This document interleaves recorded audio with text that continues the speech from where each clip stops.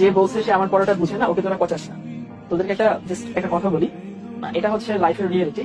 ধর তুই দোকানে গেছিস, একটা কাপড়ের দোকানে, তো গিয়ে অনেক সময় আমাদের মনে হয় না যে একটা শার্ট, এরকম কিন্তু অনেকেরই মনে হয় যে এই শার্টটা আবার কেন আসছে, এই শার্টটা আবার কেন নিচ্ছে দোকানে, এই শার্টকে আবার কেউ টাকা দিয়ে কিনবে, এরকম কিন্তু মনে হয় যে কালারটা যেমন ক্যাটকেটে কালার, কেমন জানি এরকম কিন্তু আমাদের অনেক সময় মনে হয় যে এইটাই দোকানটা কেন আছে দোকানে, কেন আছে, এরকম মাঝে মধ্যে মনে হয়। কিন্তু কিন্তু বিশ্বাস কর ভাই, ওই শার্টটাই কেউ না কেউ পুরো মার্কেট ঘুরবে, ধর সে 4-5টা ফ্লোর ঘুরলো, ঘোরার পরে সে ওই দোকানে আসলো, ওই দোকানে আরো অন্তত 1000টা অপশন আছে, সেই 1000টা অপশন এর মধ্যে ওই শার্টটাই সব থেকে পছন্দ করে সে টাকা দিয়ে কিনে নিয়ে যাবে।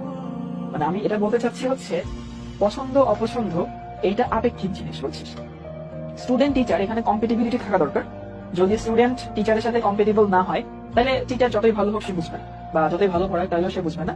মেইন কথা হচ্ছে এরকম যে তুই যেভাবে বুঝতে চাচ্ছিস, তুই যেভাবে চিনতে চাচ্ছিস, সেভাবে পড়াচ্ছি কিনা।